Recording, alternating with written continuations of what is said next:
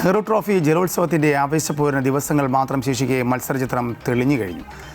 സമ്മാനത്തുകയിലടക്കം വർധനവ് വരുത്തിയ ഇക്കുറി പുന്നമടയിൽ തുഴയെറിയുന്നത് 22 ചുണ്ടൻ വള്ളങ്ങളടക്കം 71 വള്ളങ്ങളാണ്.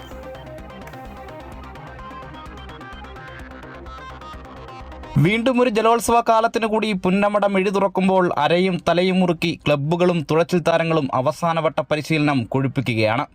പോരായ്മകളിൽ നിന്ന് പാഠം ഉൾക്കൊണ്ടും വിജയതീരമണയാൻ പുതിയ തന്ത്രങ്ങൾ മെനഞ്ഞും അവർ ഓളപ്പരപ്പിൽ പോരിനിറങ്ങുമ്പോൾ ഇക്കുറി ആവേശം അലതല്ലുമെന്നുറപ്പ്.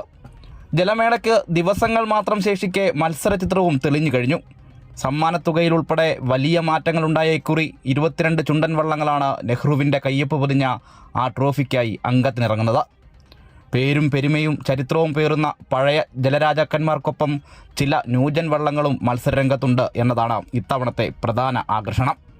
6 ഹീറ്റ്സുകളിലായി 22 ചുണ്ടൻ വള്ളങ്ങൾ അടുത്ത റൗണ്ടിലേക്കായി പോരാടുമ്പോൾ ഹീറ്റ്സ് മത്സരങ്ങളിൽ തന്നെ തീ പാറുമെന്നുറപ്പ്.